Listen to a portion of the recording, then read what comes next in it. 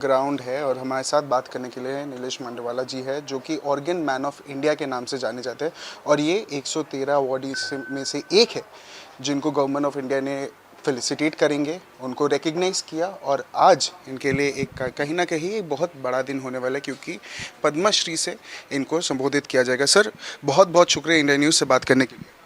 Thank you very much. Sir, पहला सवाल, organ man of India, ये नाम कैसे पड़ा, इसके बारे में थोड़ा बताइए, इस जर्नी के बारे में थोड़ा बताइए, कैसे ये नामकरण हुआ, कैसे you been known as the organ man of India. मेरी जो ऑर्गन डोनेशंस के अंदर जर्नी की शुरुआत हुई वो पीड़ा से हुई। मेरे पिताजी की किडनी 97 में ख़राब हो गई थी और 2004 से मेरे पिताजी का हफ्ते में 2 बार डायलिसिस शुरू हुआ। हमने भी हमारे पिताजी को हमारी किडनी देने की बात कही थी, लेकिन उन्होंने मना किया कि आपकी उम्र छोटी है तो मैं डायलिसिस के ऊपर ही रहूँगा। मैं मेरे पिताजी को जब भी डायलिसिस करवाने के लिए अस्पताल जाता था तो मैं देखता था कि बहुत कम उम्र के लोग भी डायलिसिस करवा रहे थे और डायलिसिस की पीड़ा तो हमने भी देखी थी। डायलिसिस से व्यक्ति को जीवन मिलता है, लेकिन वो क्वांटिटी लाइफ होती है, वो क्वालिटी लाइफ नहीं होती है। और परिवार में से कोई किडनी का दान नहीं कर सकता है तो क्या ऐसे मरीज़ों को लाइफ टाइम डायलिसिस पे अपना जीवन व्यतीत करना पड़ेगा? उनको क्वालिटी लाइफ कैसे मिलेगी? ये थॉट मुझे वो डायलिसिस सेंटर के वेटिंग रूम में आता रहता था। और 2005 में हमने सूरत से अंगदान की मूवमेंट की शुरुआत की और 12 जनवरी 2006 के दिन सूरत से हमने एक जगदीश भाई शाह नाम के व्यक्ति के जो ब्रेन डेड हुए और उनके किडनी का दान करवाया।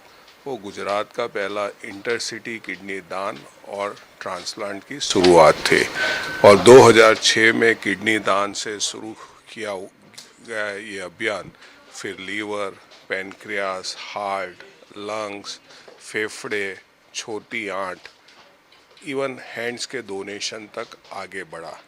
आज जो भी गुजरात में ऑर्गन डोनेशंस की कार्य के बीच हमने रखी, उनकी वजह से अलग अलग सामाजिक संस्थाएं, अलग अलग लोग भी ये कार्य के साथ जुड़े रहे।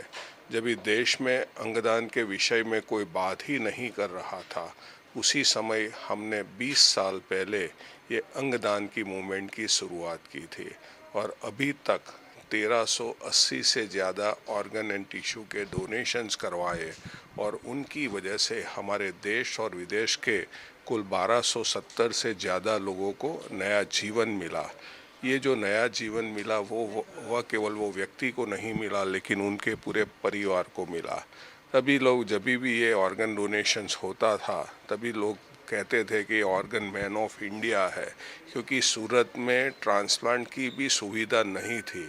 उनके बावजूद और एक नॉन मेडिकल पर्सन होने के बावजूद अंगदान के क्षेत्र में जो कार्य कर रहे हैं वो पूरे लोगों को, पूरी संस्थाओं को भी जोड़ रहे हैं, लोगों को नई दिशा दिखा रहे हैं। तो लोगों ने ऑर्गन मैन ऑफ इंडिया का नाम करीबन 2017 में लोग बुलाने लगे थे, लेकिन अभी सरकार ने जब पद्मश्री का जो सम्मान दिया उसके साथ में भी ऑर्गन मैन ऑफ इंडिया का नाम जोड़ा हुआ है। और सर, क्या जब आपको पता चला दैट आपको पद्मश्री से नवाजा जाएगा, वो फीलिंग कैसा था? वो एंटिसिपेशन था, आप एंटिसिपेट कर रहे थे, आपको वो कैसा, आप एक्सपेक्ट कर रहे थे कि ये ऐसा होने वाला है? वो फीलिंग्स और हमारे दर्शकों को बताइए। जब भी सरकार के द्वारा 25 जनवरी को पद्मश्री के नाम के लिए मेरी घोषणा की गई, तभी एक अलग सा हमेशा महसूस होता है। और मैंने बताया कि ये जो हमारी जो सफ़र है, एक पिता की पीड़ा से मेरी पद्मश्री तक की सफ़र है। और मैं ऐसा मानता था कि हमें रोज़ ही अवार्ड तो मिलते हैं, क्योंकि जो परिवार में किडनी ख़राब है वो डायलिसिस पे है, हफ्ते में 2 बार डायलिसिस करवाते हैं। किसी का लीवर ख़राब है, लीवर सिरोसिस है, परिवार में से लीवर का दान नहीं कर सकते हैं। किसी का हृदय ख़राब है, उसका हृदय का पंपिंग 5 या 10% है, वो अपना जीवन बेड पे ही व्यतीत करता है। किसी का फेफड़ा खराब है, वो 15-20 लीटर ऑक्सीजन पर जीता है। किसी का अकस्मात में दोनों हाथ कट गए हैं या इलेक्ट्रिक करंट लगने की वजह से दोनों हाथ कट गए हैं और ये वो स्वावलंबी जीवन नहीं जी पाते हैं। और ऐसे व्यक्ति को जब भी ऑर्गन की वजह से हम जो ऑर्गन डोनेशंस करवाते हैं और उनको उनके और उनके परिवार के चेहरे पे जो खुशहाली आती है, वो हमारा सबसे बड़ा अवार्ड है। हमारे सूरत के बहुत से लोग बोलते थे कि नीलेश भाई आपको पद्मश्री कभी मिलेगा, सालों से बोलते थे, लेकिन मैं उनको बोलता था कि हमें तो हर रोज़ पद्मश्री मिलता है, क्योंकि जो ऑर्गन फेल्योर मरीज़ है उनके चेहरे पे और उनके परिवार के ऊपर जो खुशहाली आती है ट्रांसप्लांट के बाद में, वो सबसे बड़ा अवार्ड है। और आज मैं भारत सरकार का, हमारे यशस्वी वड़ा प्रधान माननीय श्री नरेंद्र भाई मोदी जी, वो जिन्होंने हमें ये कार्य करने के लिए, जब वो गुजरात के मुख्यमंत्री थे तभी उनका हमें मार्गदर्शन भी मिलता था, उनका मैं तहे दिल से आभार व्यक्त करता हूँ। हमारे गृह मंत्री श्री अमित भाई शाह साहब का भी तहे दिल से आभार व्यक्त करता हूँ।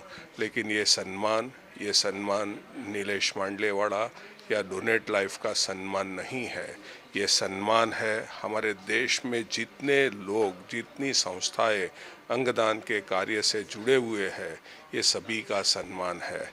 ये सम्मान मैं समग्र तमाम अंगदाता और उनके परिवारों को का ये सम्मान है। ये सम्मान है हमारे सूरत के डॉक्टर्स, अस्पताल, सूरत शहर पुलिस डिपार्टमेंट, सूरत एयरपोर्ट अथॉरिटी, स्मीमेर अस्पताल, सिविल अस्पताल के forensic department, print media, electronic media, digital media, हमारे डोनेट लाइफ के स्टाफ, हमारे वॉलंटियर्स, हमारे ट्रस्टी, इन सभी का सम्मान है। मैं तो एक उनका ट्रस्टी ही हूँ। और हमारा जो विज़न है, हमारे देश के यशस्वी वड़ा प्रधान माननीय श्री नरेंद्र भाई ने 2047 में जब ही हमारा देश आज़ादी की शताब्दी वर्ष मना रहा होगा, उस समय विकसित भारत की परिकल्पना हमें दिखाई है। हमारी संस्था डोनेट लाइफ ने भी एक मिशन बनाया है कि जब 2047 में हमारा देश शताब्दी वर्ष मना रहा होगा, तभी हमारे देश में किसी भी व्यक्ति की मृत्यु अंग न मिलने की वजह से नहीं होनी चाहिए। और इसके लिए हमारी संस्था कार्य कर रही है, एक रोड मैप बनाया है, हम युवाओं को जोड़ने का इसके अंदर कार्य कर रहे हैं। और मेरी भी आप सबसे नम्र गुजारिश है कि आप सभी भी अंगदान, जीवनदान का संदेश फैलाइए और हमारे देश में जो हर साल लाखों लोगों की मौत समयसर अंग न मिलने की वजह से हो रही है, उनको नया जीवन देने के लिए आगे आए। बहुत बहुत शुक्रिया सर हमसे बात करने के लिए। तो जी बिल्कुल, आपने नीलेश मांडलेवाला से एक्सक्लूसिव हमने इंटरव्यू से बात किया है, जिनको ऑर्गन मैन ऑफ इंडिया भी कहा जाता है एक्सक्लूसिवली। आप देखते रहिए ये रिपोर्ट। मैं Brian Andy Thomas, camera person अंकुश।